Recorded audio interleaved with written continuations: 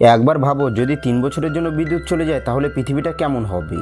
না থাকবে কোনো মোবাইল, গাড়ি, কম্পিউটার কিংবা কোনো অফিস আদালত। হ্যাঁ বন্ধুরা, আজকের এই মুভির গল্পে আমরা এরকম কিছু একটা দেখতে চলেছি। আমাদের জীবনেরই একটা অংশ হচ্ছে বিদ্যুৎ। সেই বিদ্যুৎ ছাড়া আমাদের জীবনটা কেমন হবে সেটাই দেখতে চলেছি। তো বন্ধুরা, শক্ত হয়ে বসে পড়ুন, শুরু করছি আজকের গল্প। জাপানের রাজধানী টোকিও। এই শহরে সবাই নিজেদের দৈনন্দিন কাজে ব্যস্ত। এই শহরে ইউসি নামের এক লোক তার পরিবার নিয়ে বসবাস করে। তার পরিবারের মোট সদস্য সংখ্যা 4 জন। ওয়াইফ মিসু, আর ছেলের নাম কেনজি এবং মেয়ের নাম ইউই। কেনজি আর ইউই সারাক্ষণ তাদের ফোন নিয়ে ব্যস্ত থাকে, আর তাদের বাবা এখন অফিস থেকে এসে টিভি দেখছে। তাদের পরিবারের সবাইকে দেখে খুব ভালোভাবে বোঝা যায় তারা সবাই টেকনোলজির উপর খুব বেশি ডিপেন্ডেন্ট। তাই কখনোই তারা সময় বার করে কোথাও ঘুরতে যায় না। তারা এক বাড়িতে থেকেও যেন একে অপরের থেকে অনেক বেশি আলাদা। তো যাই হোক, পরের দিন সকালবেলা ইউসির ঘুম ভাঙতে একটু দেরি হয়ে যায়, কারণ আজকে অ্যালার্মটা ঠিক সময় বাজেনি। তাই তার এখন অফিসে যেতে হবে। কিন্তু কটা বাজে সেটাও সে দেখতে পারছে না, কারণ পুরো বাড়িতে কারেন্ট নেই। আর বর্তমান সময় ঘড়িগুলো কারেন্টের মাধ্যমেই চলে। এদিকে সবচেয়ে অবাক করার বিষয় হলো, কারেন্ট না থাকলে তো আইপিএস চলার কথা, কিন্তু আইপিএসও কাজ করছে না। এদিকে ওই ঘুম থেকে উঠে তার ফোনটা হাতে নিয়ে দেখে সেটা বন্ধ হয়ে পড়ে আছে, কারণ তার ফোনের চার্জ শেষ হয়ে গেছে। তাই কারেন্ট না থাকার কারণে তাদের অবস্থা একেবারে নাজেহাল।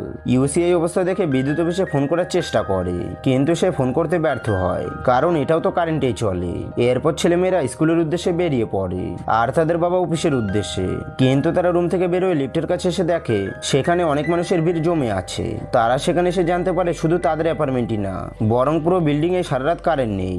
এদিকে জেনারেটরও ঠিকঠাক ভাবে কাজ করছে না। তাই তারা এত উঁচু বিল্ডিং সিঁড়ি বেয়ে নিচে নেমে আসে, যার জন্য ইউসির অফিস যেতে অনেক লেট হয়ে গিয়েছে। তাই সে তাড়াতাড়ি করে বেরিয়ে পড়ে স্টেশনে যাওয়ার উদ্দেশ্যে।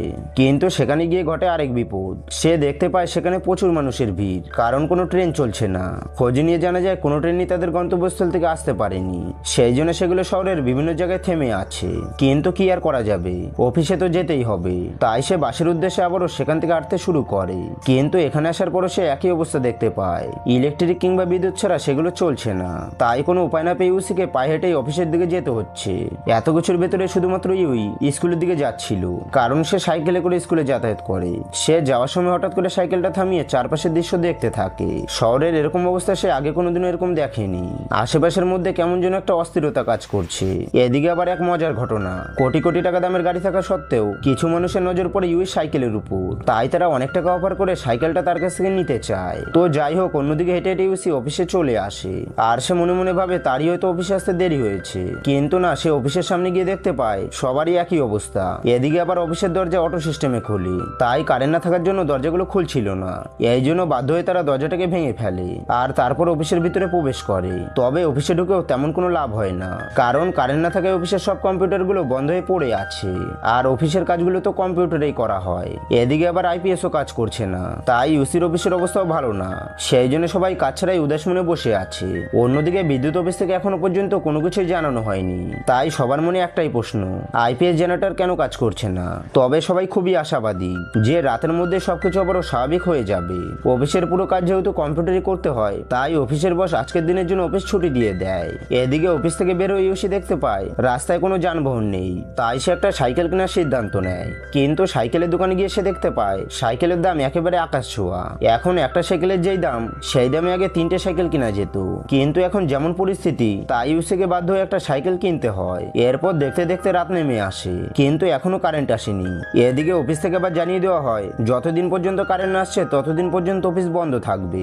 ইউসি একটা বেসরকারি অফিসে জব করত, তাই সে তার বসকে জিজ্ঞাসা করে অফিসে না আসলেও কি আমরা আমাদের স্যালারিটা পাবো। তখন তাদের বস তাকে বলে যেহেতু অফিস এখন পুরোপুরি অচল হয়ে পড়ে আছে, তাই তাদের পক্ষে এখন স্যালারিটা দেওয়া সম্ভব না। এসব শুনে ইউসি অনেক চিন্তায় পড়ে যায়। সে বুঝতে পারছে না সামনে আরো কি কি বিপদ তার জন্য অপেক্ষা করছে। এদিকে অফিস থেকে ফেরার সময় ইউসি দেখে তার বস তার পরিবারকে নিয়ে কোথাও একটা যাচ্ছে। সে জিজ্ঞেস করলে তার বস তাকে জানায় শহরের অবস্থা খুব বেশি ভালো না, বিদ্যুৎ কবে আসবে তার কোনো ঠিক ঠিকানা নেই। সেই জন্য সে তার পুরো পরিবারকে নিয়ে গ্রামের বাড়িতে চলে যাচ্ছে। ইউসিও তখন ভাবে তাদেরও এমনটাই করা উচিত, কারণ গ্রামে গেলে হয়তো তাদের কষ্টটা একটু কম হবে। অন্যদিকে ইউসির ওয়াইফ জ্বলানোর জন্য দূরে একটা ওয়াটার ট্যাঙ্কের কাছে যায়, কিন্তু সেখানে অনেক ভিড় থাকায় ঘন্টার পর ঘন্টা লাইনে দাঁড়িয়ে থেকেও কোনো লাভ হয় না। এদিকে আবার ট্যাঙ্কের জল প্রায় শেষের দিকে, কারেন্ট না থাকায় ক্রেডিট কার্ডও কাজ করছে না। তাই ইউসি ব্যাংক থেকে টাকা তোলার জন্য তাড়াতাড়ি করে চলে আসে, কিন্তু ব্যাংকে এসে দেখতে পায় সেখানে প্রচুর মানুষের ভিড়। এভাবেই দেখতে দেখতে 7টা দিন পার হয়ে যায়, কিন্তু এখনো কারেন্ট আসার কোনো নামগন্ধ নেই, যার জন্য শহর একদম অচল হয়ে পড়ে আছে। এমনকি দোকানপাট পর্যন্ত বন্ধ হয়ে গেছে। সবাই বিদ্যুৎ অফিসে গিয়ে খোঁজ নিয়ে জানতে পারে জাতীয় গ্রিড সহ সব গ্রিডে কি যেন একটা সমস্যা হয়েছে, যার জন্য কোনো উপায়ে বিদ্যুৎ উৎপাদন করা যাচ্ছে না। তবে গবেষক দল বিষয়টা নিয়ে কাজ চালিয়ে যাচ্ছে। আশা করা হচ্ছে কিছুদিনের মধ্যেই হয়তো সবকিছু ঠিক হয়ে যাবে। কিন্তু এইভাবে শহরে আর কতদিন পড়ে থাকা যায়? তাই তারা সবাই মিলে সিদ্ধান্ত নেয় তারা যার যার গ্রামের বাড়িতে চলে যাবে। এসব দেখে ইউসিরাও সিদ্ধান্ত নেয় যে তারাও গ্রামের বাড়িতে চলে যাবে। গ্রামের বাড়িতে শুধুমাত্র ইউসির বাবা থাকে। তারা প্রায় 7 বছর পর গ্রামের বাড়িতে যাচ্ছে। এরপর তারা ভোরবেলায় গ্রামের বাড়ি থেকে রওনা দেয় এবং তারা সবাই মিলে সাইকেলে করে যাত্রা শুরু করে। এদিকে তাদের আবার জল কেনার প্রয়োজন ছিল, কিন্তু রাস্তায় তারা দেখতে পায় সবকিছুরই দাম অনেক বেশি। সবাই সময় সুযোগ নিয়ে সবকিছু বেশি দামে বিক্রি করছে। এক বোতল জলের দাম এখন প্রায় 300 টাকার মতো। এরপর তারা একটা দোকানে আসে, সেখান থেকে তারা কিছু জলের বোতল আর খাবার কেনে। এরপর তারা আবারও গ্রামের উদ্দেশ্যে বেরিয়ে পড়ে। কিন্তু গ্রামে যাবার একমাত্র উপায় হলো সাইকেলে করে যাওয়া, কিন্তু এতে করে তাদের বেশ কয়েকদিন সময় লেগে যাবে। তবুও তারা সাইকেলে করে গ্রামে যাওয়ার সিদ্ধান্ত নেয়। পরের দিন সকালবেলা ইউ আর কেনজি একটা দোকানে গিয়ে ম্যাপ কিনে নেয়। প্রথম দিকে তারা ম্যাপের সাথে তাল মিলিয়ে রাস্তা খুঁজে পাচ্ছিল না, পরে অবশ্য তারা রাস্তা খুঁজে পায়। এরপর তারা একটা জায়গায় এসে কিছুক্ষণ বিশ্রাম নেয়। পরের দিন কেনজিরা আবারও তাদের যাত্রা শুরু করে। এভাবেই দেখতে দেখতে 16টা দিন পার হয়ে যায়। এরপর তারা একটা নদীর কাছে এসে বিশ্রাম নেয়। তবে তাদের কাছে এখনো কিছু খাবার থাকলেও জল শেষ হয়ে গেছে। এদিকে আবার সবার জল তৃষ্ণাও লেগেছে। তাই উপায় না দেখে ইউসি সেই নদীর ময়লা দুর্গন্ধমুক্ত জল পান করে। এরপর তারা আবারও গ্রামের উদ্দেশ্যে রওনা দেয়। যেতে যেতে হঠাৎ একটা সময় বৃষ্টি শুরু হয়। বৃষ্টির সাথে সাথে হালকা ঝোড়ো বাতাসও বইছিল। সেই জন্য তারা রাস্তার পাশে তাদের সাইকেলগুলোকে পার করে আর একটা ব্রিজের নিচে এসে আশ্রয় নেয়। সেদিন অনেক বৃষ্টি হয়, যার জন্য তাদের সাইকেলগুলোর অনেক ক্ষতি হয়। বৃষ্টি শেষ হলে তারা দেখতে পায় তাদের বেশিরভাগ জিনিসই নষ্ট হয়ে গেছে। এমনকি একটা সাইকেল পুরোপুরি অকেজ হয়ে গেছে।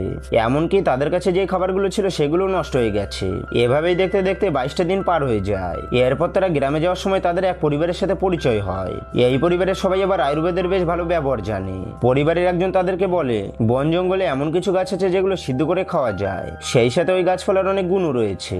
এই পরিবারের কাছ থেকে কেনজিরা অনেক কিছু শিখে নেয়।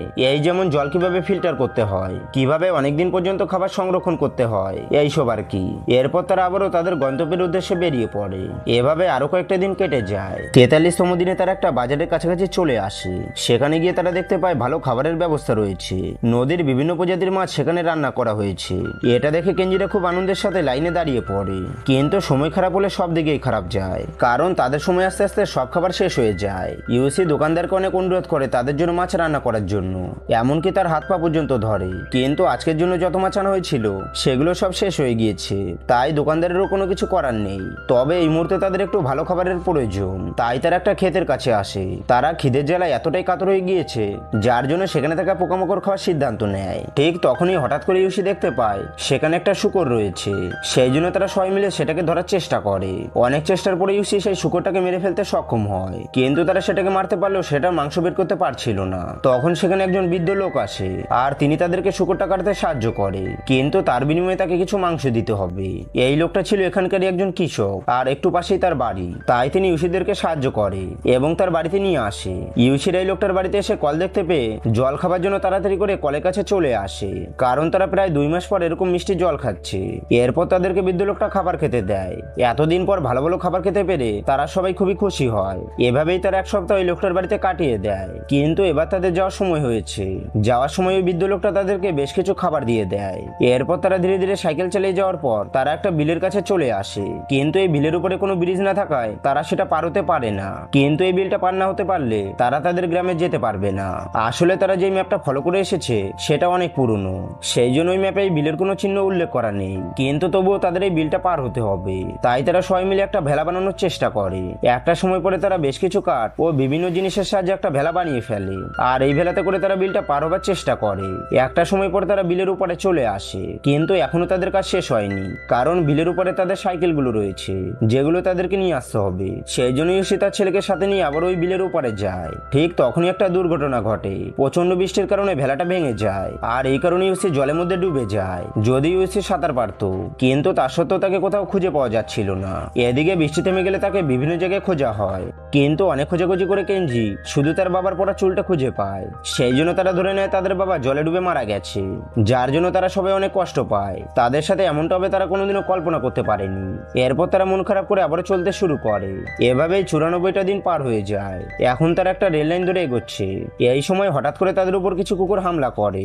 আসলে তাদের ব্যাগে কিছু খাবার ছিল আর সেই খাবারের ঘেরানেই কুকুরগুলো তাদের পিছু করে। কুকুর কুকুরগুলোকে তাড়ানোর চেষ্টা করতে গিয়ে কেঞ্জির মা সেখান থেকে নিচে পড়ে যায়, যার জন্য তার মায়ের পা ভেঙে যায়। এরপর তার ছেলেমেয়েরা এসে তাকে ধরে সামনের দিকে নিয়ে যেতে শুরু করে। ঠিক তখনই সেখানে একটা ট্রেন চলে আসে।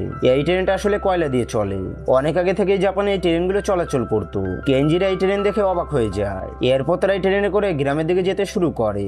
ওই ট্রেনে আবার কয়েকজন ডাক্তার ছিল, তারা কেঞ্জির মাকে প্রাথমিক চিকিৎসা দেয়, এমনকি তাদের সবাইকে কিছু খেতে দেয়। অন্যদিকে দেখা যায় বিলের এক কিনারে ইউসি পড়ে আছে। আসলে বিলের মধ্যে জল কম থাকায় সে এখনো বেঁচে আছে। তো যাই হোক, এরপর সে উঠে হাঁটা শুরু করে এবং ক্ষেতের ধারে এসে বসে পড়ে। এই ক্ষেতের পাশ দিয়ে আবারও সেই কয়লা চালিত ট্রেনটা যাচ্ছিল। ট্রেনটা দেখতে পেয়ে ইউসি তার কাছে থাকা মশালটা জ্বালিয়ে ধরে, আর এটা আবার দূর থেকে কেঞ্জির মা দেখতে পায়। এরপর ট্রেনটাকে থামিয়ে দেওয়া হয়। ইউইও কেঞ্জি ট্রেন থেকে নেমে গিয়ে তার বাবাকে নিয়ে আসে। এভাবেই পুরো পরিবার আবারও এক হয়ে যায়। অবশেষে 104 দিন পর কেঞ্জিরা তাদের গ্রামের বাড়িতে পৌঁছয়। কেঞ্জির দাদা তখন নদীর ধারে দাঁড়িয়ে মাছ ধরছিলেন। এরপর তারা তাকে দেখতে পেয়ে খুব খুশি হয়। এরপর কেটে যায় 2.5 বছর। তারা সবাই এখন গ্রামেই থাকে। এখানকার পরিবেশের সাথে তারা নিজেদেরকে খাপ খাইয়ে নিয়েছে। ইউসির পরিবার এখন অনেক কাজ করতে পারে। পুরুষরা মাছ ধরে চাষাবাদ করে, আর মহিলারা বাড়ির সব কাজ করে। তারা গ্রামে বেশ সুখেই দিন কাটাচ্ছে। একদিন ভোরবেলা হঠাৎ করে ইউসির ঘুম ভেঙে যায় এবং তার মনে হয় সে মাইকের সাইরেন শুনতে পেয়েছে। বাড়ির সবাই বাইরে বার হয়ে দেখে আশেপাশের সব মাইকগুলো বেজে উঠেছে। দূর দূরান্ত থেকে লাইটগুলো ধীরে ধীরে জ্বলে উঠছে। এগুলো দেখে মনে হচ্ছে বিদ্যুৎ আবারও ফিরে এসেছে। হ্যাঁ, অবশেষে প্রায় 3 বছর পর বিদ্যুৎ ফিরে এসেছে। আবারও সচল হয়ে ওঠে পুরো টোকিও শহর। ব্যস্ত হয়ে পড়ে শহরের রাস্তাঘাট। কিছুদিন পর জানা যায় বিদ্যুৎ হারিয়ে যাওয়ার আসল কারণ হলো সোলার ফেলার বা সৌরফলকি। সূর্যের একটা অংশে অতিরিক্ত সৌরশক্তি উৎপন্ন হওয়ার কারণে সেখানে একটা বিস্ফোরণ ঘটে, আর এতে তৈরি হয় উচ্চমাত্রার রেডিয়েশন। আর এই উচ্চমাত্রার রেডিয়েশনের জন্যই বিদ্যুৎ উৎপন্ন হচ্ছিল না। তো যাই হোক, ইউসির পরিবার আবারও তাদের শহরের জীবনে ফিরে এসেছে, কিন্তু তারা এখন প্রযুক্তির উপর নির্ভর না। সবকিছু তারা তাদের প্রয়োজন অনুযায়ী ব্যবহার করে। এমনকি তারা এখন নিজেদেরকে অনেক বেশি ভালোবাসে। এখন আর তারা প্রযুক্তির মধ্য দিয়ে নিজেদেরকে বিলিয়ে না দিয়ে আপনজনদেরকে সময় দেওয়ার গুরুত্ব বুঝতে পারে। তারা বুঝতে পারে মেশিন জীবনের একটা অংশ হলেও এটা জীবনের সম্পূর্ণ একটা অংশ কখনোই হতে পারে না। আর বন্ধুরা, এর সাথে সাথে মুভির গল্পটাও শেষ হয়ে যায়। তো বন্ধুরা, তোমাদের মুভির গল্পটা কেমন লাগলো সেটা কমেন্ট বক্সে অবশ্যই বলে যাবে। আর ভিডিওটা যদি একটু ভালো লেগে থাকে তাহলে একটা লাইক দিয়ে চ্যানেলটাকে সাবস্ক্রাইব করে দাও।